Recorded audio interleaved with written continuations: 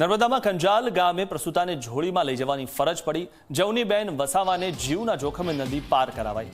રસ્તાના અભાવે 108 એમ્બ્યુલન્સ ગામ સુધી પહોંચી શકી નહીં। 20 થી 25 ગ્રામજનોએ ઝોળીમાં મુખ્ય રોડ સુધી પ્રસૂતાને પહોંચાડી હતી।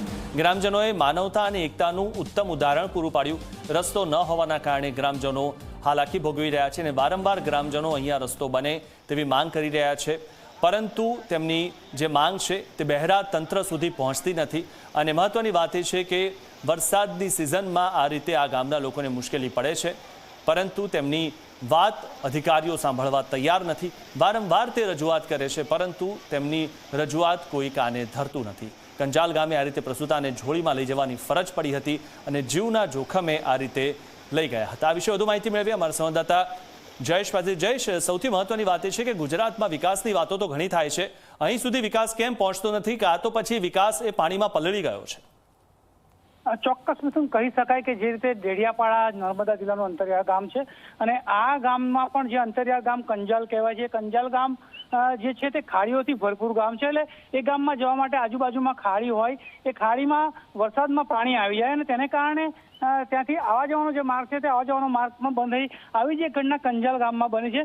પ્રસૂતા જવનીબેન તુષારભાઈને ગઈકાલે જ્યારે પ્રસવ પીડા ઉભરી હતી ત્યારે છેક એમના ઘર સુધી 108 આવી શકી ન હતી અને 108 આવવાને ન આવી શકવાને કારણે ગ્રામજનો જે 20 થી 25 ગ્રામજનો ભેગા થયા હતા અને તેને જોડીમાં નાખી અને આ પ્રસૂતાને 108 સુધી, એટલે કે જ્યાં જે ખાડી વહી રહી હતી, ખાડી ઉપરથી જે પાણી પસાર થઈ રહ્યા હતા તેને પાર કરાવીને 108 સુધી લઈ ગયા હતા અને 108 દ્વારા તેને રાજપીપળા સિવિલ હોસ્પિટલ લાવ્યા હતા અને પ્રસૂતિ સફેદે પાર પડી હતી। પરંતુ કહી શકાય કે હજી પણ નાના નાના જે ગામ છે, નાના નાના ગામમાં જે રસ્તો બનવો જોઈએ તે રસ્તો બન્યો નથી।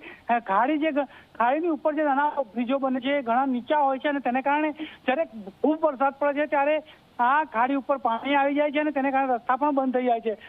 તો સરકાર એક તરફ જે વિકાસની વાતો કરે છે, વિકાસ જાણે સાચે જ હજી ગામડે પહોંચ્યો ના હોય તેમ લાગી રહ્યું છે। જો કે તંત્રનો દાવો છે કે આ વરસાદને કારણે લગભગ 125 જેટલી પ્રસૂતાને નજીકના જે આરોગ્ય કેન્દ્રો છે ત્યાં ખસેડવામાં આવી હતી, પરંતુ આવી કોઈક પ્રસૂતા રહી ગઈ છે અને તેને કારણે આ મુસીબત વેઠવાનો વારો ગ્રામજનોને આવે છે। જો કે ગ્રામજનોએ હિંમત બતાવી અને જોડીમાં નાખી આ પ્રસૂતાને 108 સુધી પહોંચાડી હતી। જી આભાર જયેશ, માહિતી આપવા બદલ।